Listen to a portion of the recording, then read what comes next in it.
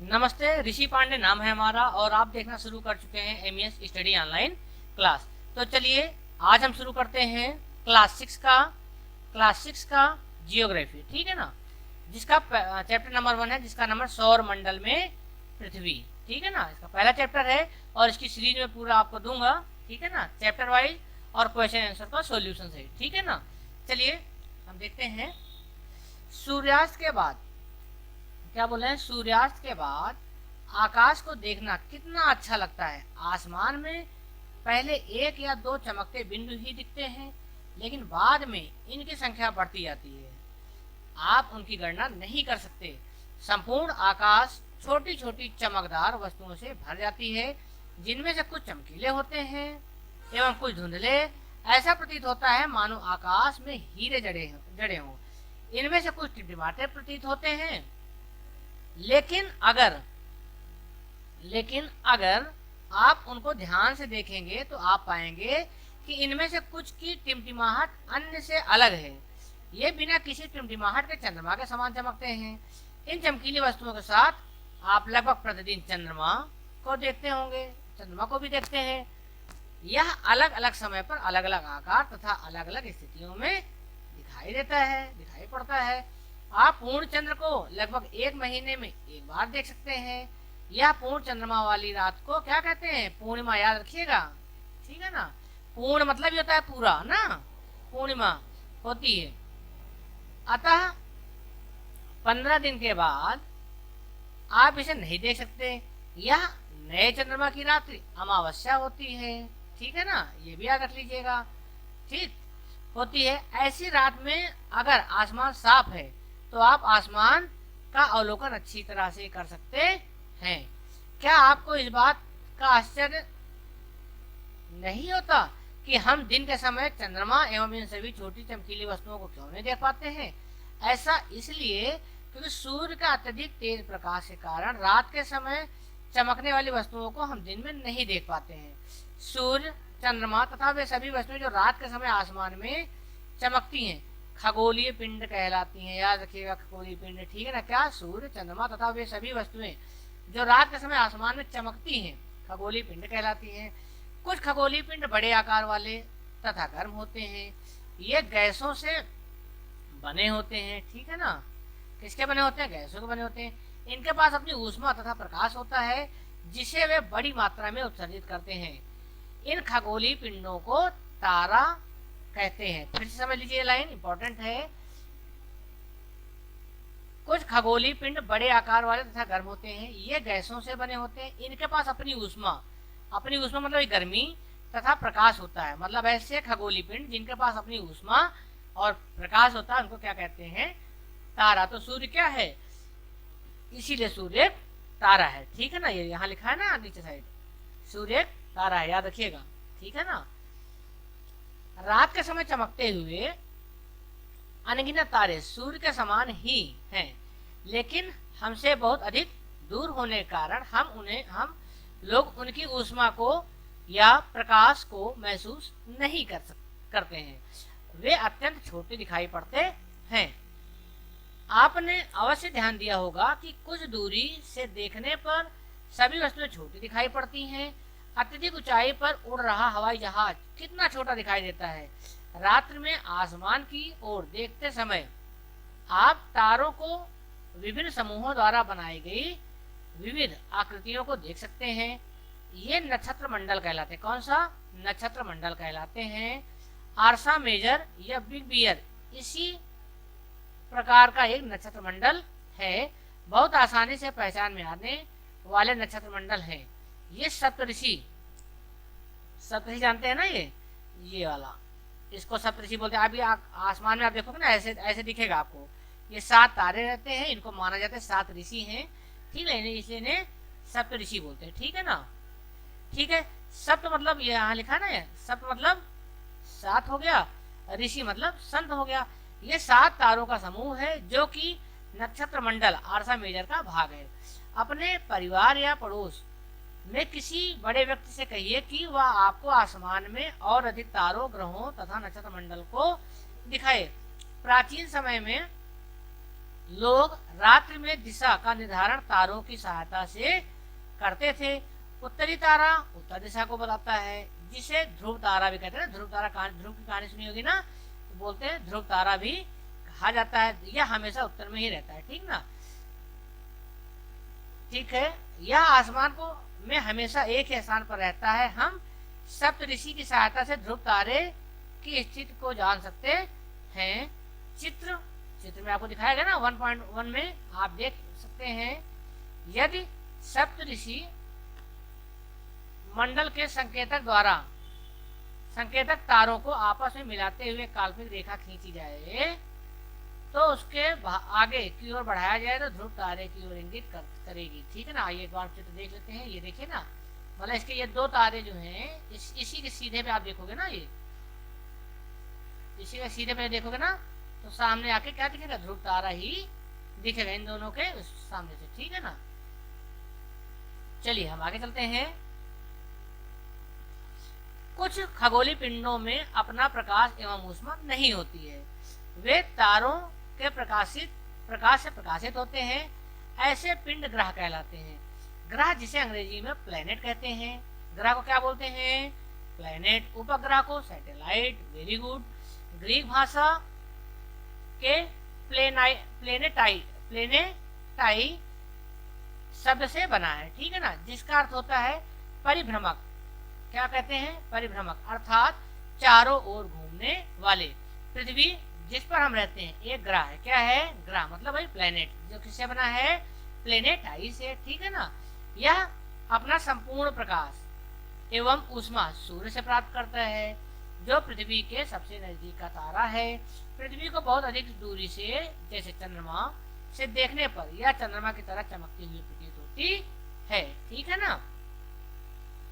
अब ये हो गया आपका ग्रह का वो। ठीक है ना, उसको आप देख लिए चित्र अच्छे से।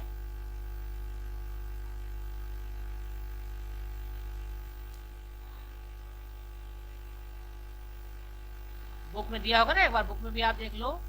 ठीक है ना। सूर्य सबकी स्थिति दे दी है ना। ये आपका क्या है, ये आपका सूर्य है। सूर्य के सबसे नजदीक कौन है, बुध है भाई ना। बुध जो ज्यादा बुध होगा वही तो गर्मी के ज्यादा पास बैठेगा, बुध हो गया। फिर शुक्र हो गया, फिर पृथ्वी हो गई। अच्छा, शुक्र और पृथ्वी दोनों बहन बहन मानी जाते हैं ना, पता है ना। ठीक, शुक्र को सांझ का तारा ही बोलते हैं। फिर क्या आ गया, मंगल ग्रह आ गया। क्या आ गया, मंगल ग्रह आ गया। मंगल ग्रह के बगल कुछ बड़े बड़े पत्थर पाए जाते हैं, जिनको क्या बोलते हैं, क्षुद्र ग्रह। क्या बोलते हैं, क्षुद्र ग्रह। ये भी इसी में से मतलब ये भी चक्कर लगाते रहते हैं, जैसे इस तरह की आकृति दिखती है। ठीक ना। तो उसके बाद बृहस्पति ग्रह जो सबसे बड़ा ग्रह है, फिर शनि ग्रह, फिर यूरेनस, फिर आपका नेपच्यून आता है। क्या आता है, नेपच्यून आ जाता है। ठीक है ना। इसका क्रम आप याद रख लीजिएगा। ठीक है ना। आगे वाला चार तो बहुत जरूरी है, पीछे वाला याद हो जाए। क्या, बुध शुक्र पृथ्वी मंगल। बुध शुक्र पृथ्वी और मंगल। ठीक है ना। चलिए हम आगे चलते हैं, एक बार इसको देख लीजिएगा ध्यान से।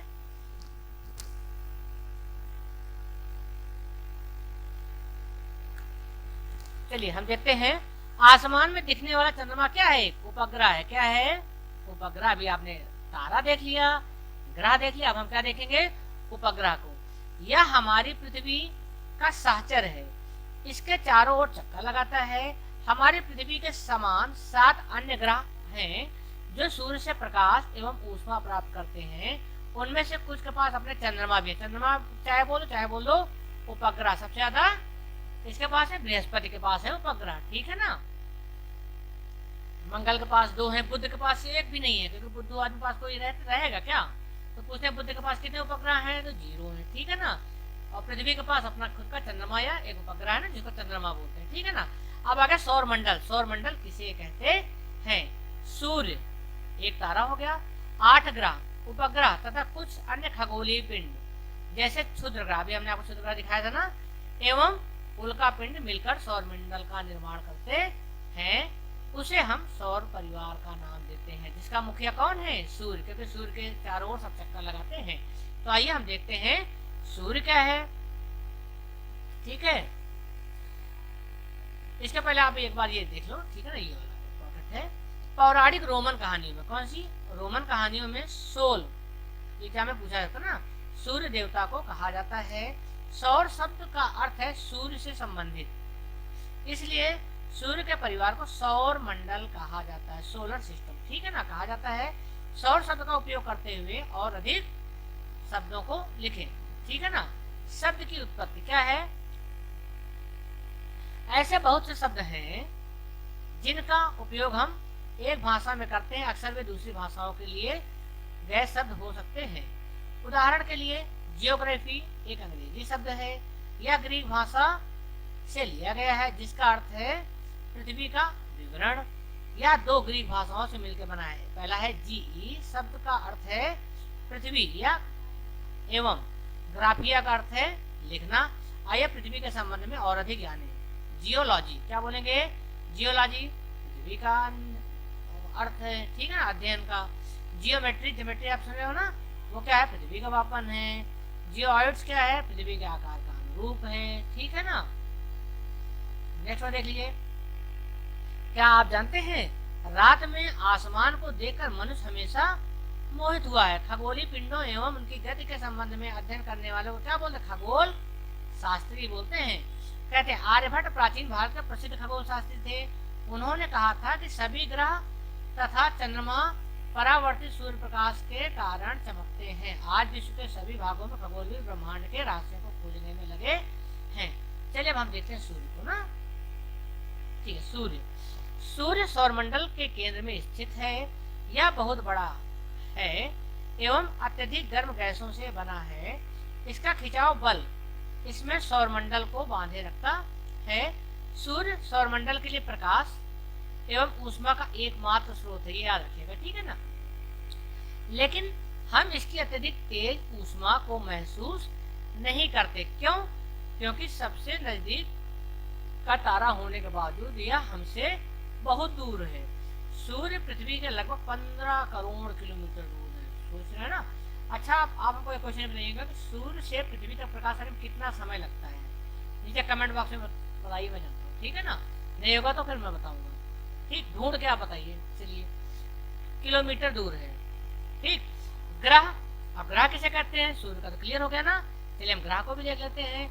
हमारे सौरमंडल में 8 ग्रह हैं। कितने ग्रह हैं? 8 था, 9 लेकिन एक हटा दिया गया ना, ये हम जिसको बोलते थे ना। हमारे सौरमंडल में 8 ग्रह हैं। सूर्य से दूरी के अनुसार वे हैं बुध, जो बुध होगा सबसे नजदीक होगा ना, बुध, फिर शुक्र, पृथ्वी, मंगल, बृहस्पति, शनि, यूरेनस तथा नेपच्यून। सूर्य से उनकी दूरी के अनुसार अंग्रेजी में यह ग्रहों के नाम याद रखने का आसान तरीका है। My, very, efficient, mother, just, served, us, nuts, ठीक है ना। तो ट्रिक से याद कर लीजिएगा, नहीं तो बहुत ज्यादा टफ है नहीं, आप यही याद रख लो। सबसे नजदीक कौन सा है? बुध है। फिर शुक्र, तीसरे नंबर पृथ्वी, याद ही आपको, पृथ्वी के बगल मंगल ही मंगल होगा। फिर ये चारों गैस से बने हैं। इसके बीच में क्या है? कुछ क्षुद्र ग्रह है ना, ठीक। फिर शनि, यूरेनस, नेपच्यून, ऐसे याद हो जाएगा, ये इतनी बड़ी चीज नहीं है, बाकी जैसे आपकी मर्जी। चलिए हम नेक्स्ट लेते हैं। सौरमंडल के सभी 8 ग्रह एक निश्चित पथ पर सूर्य का चक्कर लगाते हैं। ये रास्ते दीर्घवृत्ताकार, दीर्घवृत्त मतलब बहुत बड़े वृत्त में, लाखों किलोमीटर में फैले हुए हैं। ये कक्षा कहलाते हैं। क्या कहलाते हैं? कक्षा कहलाते हैं। बुध सूर्य के नजदीक, सबसे नजदीक है, ठीक है ना। अपनी कक्षा में सूर्य के चारों ओर एक चक्कर लगाने में केवल 88 दिन लगते हैं। भाई जो नजदीक है वो 88 दिन लगेगा ना, लगता है, दिन लगाते हैं। शुक्र को पृथ्वी का जुड़वा ग्रह माना जाता है। किसका? पृथ्वी का जुड़वा ग्रह, और पृथ्वी की जुड़वा बहन भी कहते हैं उसको, क्योंकि इसका आकार एवं आकृति लगभग पृथ्वी के समान है।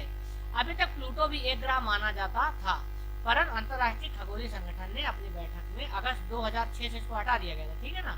में यह निर्णय लिया कि कुछ समय पहले खोजे आए अन्य खगोलीय पिंड 2003 UV313 सिरस तथा प्लूटो बौने ग्रह कहे जाते हैं, ठीक है ना। इसीलिए इसको ग्रह से हटा दिया गया था। पृथ्वी, अब हम पृथ्वी के बारे में पढ़ते हैं, जहाँ पे हम रहते हैं ना, जिसको क्या बोलते हैं? नीला ग्रह, ठीक है ना, ठीक है। सूर्य से दूरी के हिसाब से पृथ्वी तीसरा ग्रह है। आकार में यह 5वां सबसे बड़ा ग्रह है। यह ध्रुवों के पास थोड़ी चपटी है। ध्रुवों के पास मतलब पता है ना कि ये ऐसे है। अगर कोई बोले पृथ्वी गोल है तो गोल नहीं है, संतरे जैसे है, चपटी है थोड़ी सी, ठीक है ना। यही कारण है कि इसके आकार को भू आब कहा जाता है। क्या कहा जाता है? भू आब कहा जाता है। भू आब का अर्थ है पृथ्वी के समान, ठीक है ना। ठीक है, जीवन के लिए अनुकूल परिस्थितियां संभवतः केवल पृथ्वी पर ही पाई जाती है। पृथ्वी ना तो अधिक गर्म है और ना ही अधिक ठंडी। यहाँ पानी और वायु भी उपस्थित है जो हमारे जीवन के लिए आवश्यक है। वायु में जीवन के लिए आवश्यक गैसें जैसे ऑक्सीजन मौजूद है। इन्हीं कारणों से पृथ्वी सौरमंडल का सबसे अद्भुत ग्रह है, ठीक है ना।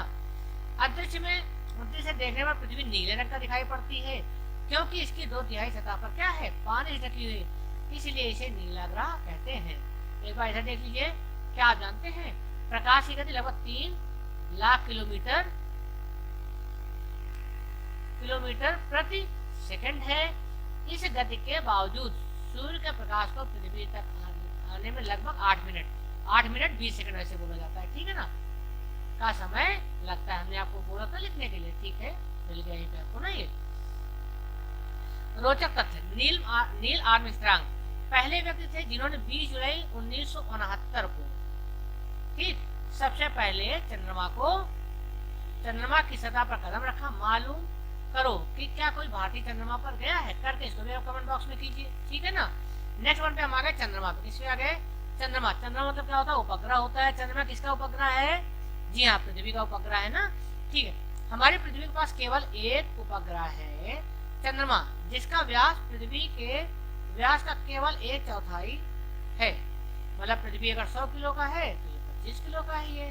यह इतना बड़ा इसलिए प्रतीत होता है क्योंकि यह हमारे ग्रह से अन्य खगोलीय पिंडों की अपेक्षा काफी नजदीक है। यह हमसे लगभग,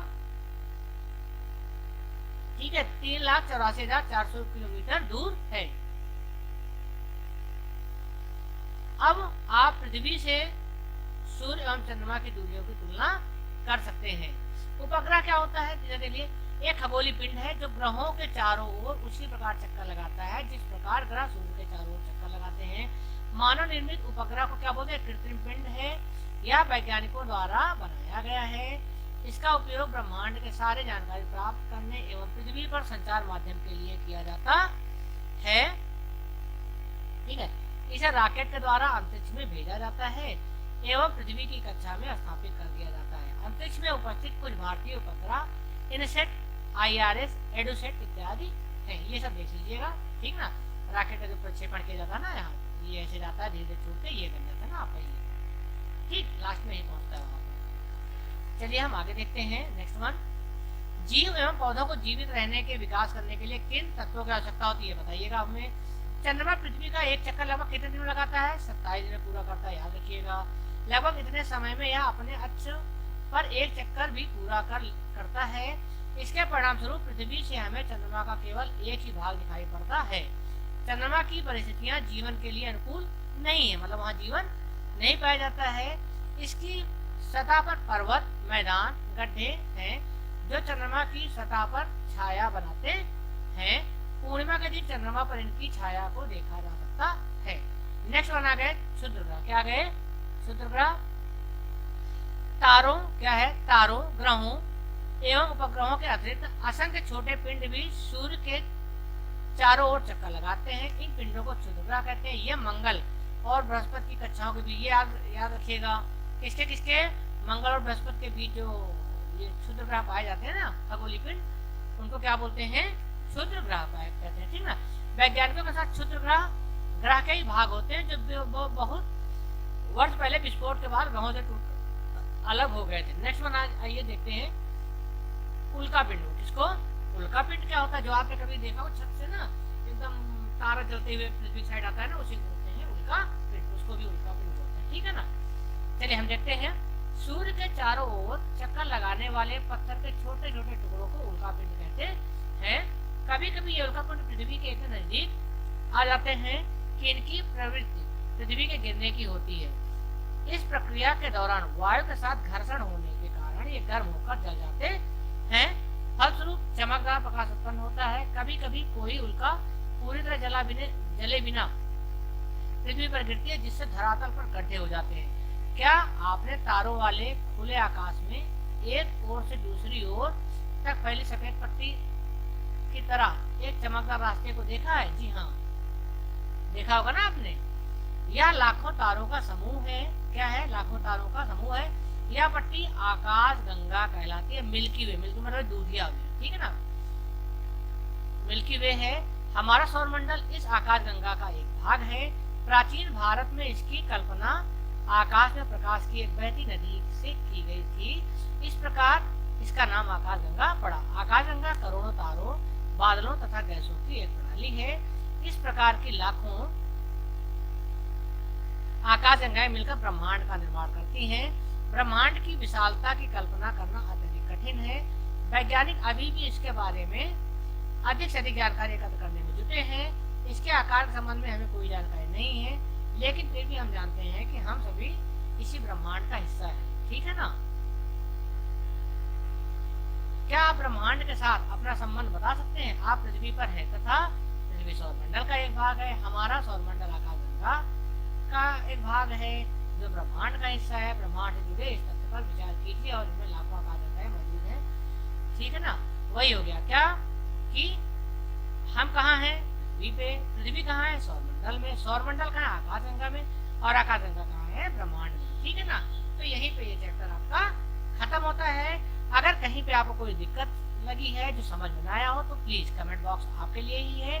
कमेंट बॉक्स में अपने सुझाव और डाउट लिखकर हमें भेजिए। We will try to solve that, ठीक है ना। चलिए अब हम इसका अभ्यास करते हैं। आइए हम लेसन 1 का अभ्यास प्रश्न देखते हैं, ठीक ना। ग्रह और तारे में क्या अंतर है? क्या बोल रहे हैं? ग्रह और तारे में क्या अंतर है? हमने आपको बता दिया था ना, ठीक है ना। हाँ, क्या होता है? ऐसे खगोलीय पिंड जिनमें स्वयं का प्रकाश और ऊष्मा ना हो, उसे क्या बोलेंगे? ग्रह बोलेंगे। जिसमें स्वयं का प्रकाश हो और ऊर्जा हो, उसे क्या बोलेंगे? हम तारा बोलेंगे। ग्रह तारे के चारों ओर, सूर्य के चारों ओर चक्कर लगाते हैं ना, ठीक है। सौर मंडल से आप क्या समझते हैं? नेक्स्ट वन क्या आ गया? सौर मंडल से आप क्या समझते हैं? सूर्य, 8 ग्रह, उपग्रह तथा कुछ अन्य खगोलीय पिंड जैसे क्षुद्र ग्रह एवं उल्का पिंड मिलकर सौरमंडल का निर्माण करते हैं। सौरमंडल को आप सौर परिवार भी कहते हैं, जिसका मुख्य भाग या मुख्य किसको बताया गया था? सूर्य को बताया गया था ना, ठीक है ना। ये हो गया आपका। सूर्य से उनकी दूरी के अनुसार सभी ग्रहों के नाम लिखे। मैंने बोला सबसे नजदीक कौन सा? जो बुध रहेगा वो सूर्य के नजदीक रहेगा ना। बुध हो गया था, फिर शुक्र हो गया था, फिर पृथ्वी हो गई थी, फिर मंगल ग्रह आ गया था, फिर बृहस्पति और मंगल के बीच हमने क्या बोला था? क्षुद्र ग्रह आ जाएगा ना। ठीक, बृहस्पति बाद कौन था? शनि था, फिर यूरेनस था। बृहस्पति बाद क्या था? शनि था, फिर यूरेनस था, फिर नेपच्यून आपका था। 4 8 सूर्य के, और ये सब किसके चक्कर लगा रहे हैं? सूर्य के लगा रहे हैं ना, ऐसे ऐसे, ठीक है। चलिए, पृथ्वी को अद्भुत ग्रह क्यों कहा जाता है? क्यों? क्योंकि यहाँ पे यही ऐसा ग्रह है जहाँ पे जीवन पाया जाता है, ठीक है ना। हम लोग यही इसी पृथ्वी पाए जाते हैं, इसीलिए इसको अद्भुत ग्रह कहा जाता है, ठीक है ना। क्योंकि यहाँ पे अनुकूल परिस्थितियाँ पाई जाती हैं, ठीक है ना। तो ज्यादा गर्म है, तो ज्यादा ठंडा है, बताया था ना हमने आपको चैप्टर में। हम हमेशा चंद्रमा के एक भाग को ही क्यों देख पाते हैं? चलिए बताइए आप इसको। चंद्रमा को पृथ्वी का एक चक्कर पूरा करने में लगभग 27 दिन लगते हैं और वह इतने समय में अक्ष का एक चक्कर पूरा करता है। इसी वजह से चंद्रमा का हमें केवल एक ही भाग दिखाई पड़ता है। अच्छा, ब्रह्मांड क्या है? ब्रह्मांड हमने लास्ट में बताया था ना, ब्रह्मांड बहुत ही विशाल है। क्या है? बहुत ही विशाल है, ठीक है ना। और अकाल्पनिक है, जिसमें चांद, सूर्य, ग्रह, आकाशगंगाएं मिली हुई हैं और हमारे साथ यह सब इस ब्रह्मांड का हिस्सा है। हम भी ब्रह्मांड का क्या है? एक हिस्सा है, ठीक है ना। चलिए हम आगे देखते हैं। किस ग्रह को पृथ्वी की जुड़वा ग्रह से के नाम जाना था? हमने आपको 2-3 बार बताया। शुक्र ग्रह को, और इसको इसकी बहन भी बोलते हैं, सिस्टर। सूर्य का तीसरा सबसे नजदीक ग्रह कौन है? अरे हम ही तो रहते हैं भाई पृथ्वी पे, ठीक है ना। तो पृथ्वी हो गया। सभी ग्रह सूर्य के चारों ओर किस प्रकार के पथ पे करते हैं? तो दीर्घ वृत्ताकार। हमने बताया था, छोटे वृत्त में थोड़ी करेंगे, दीर्घ वृत्ताकार में, ठीक है ना।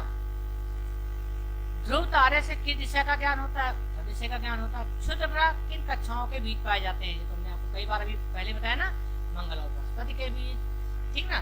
का एक समूह जो विभिन्न प्रतिरूपों का निर्माण करता है उसे क्या कहते हैं?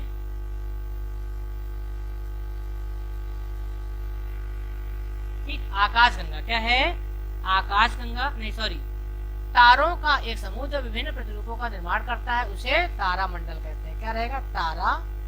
तारों का एक समूह निर्माण करता है उसे तारामंडल कहते हैं, ठीक है ना। तारों की एक बहुत बड़ी प्रणाली को, दूसरा क्या है? तारों की एक बहुत बड़ी प्रणाली को कहा जाता है आकाशगंगा। ये तो हमने आपको बताया था ना, आकाश गंगा, ठीक है ना। पृथ्वी के सबसे करीब कौन सा है भाई? कौन सा ग्रह है? चंद्रमा है ना, और पृथ्वी में चंद्रमा है, इसका उपग्रह है जिसको सैटेलाइट बोलते हैं ना। सूर्य का तीसरा सबसे नजदीक ग्रह, ये तो अभी पीछे भी आपने किया था, पृथ्वी है। ग्रहों के पास अपनी प्रकाश तथा ऊष्मा नहीं होता है, ठीक है ना। चलिए हम आगे देखते हैं, ठीक है। यही पे ये चीज खत्म हो गया, ठीक है ना। अगर इसमें कहीं पे कोई दिक्कत है तो प्लीज कमेंट बॉक्स में आप हमको कमेंट कर दीजिए, ठीक है। कमेंट कर सकते हैं आप हमको, ठीक है। हम आपका डाउट और सुझाव सॉल्व करने की कोशिश करेंगे। Thank you very much.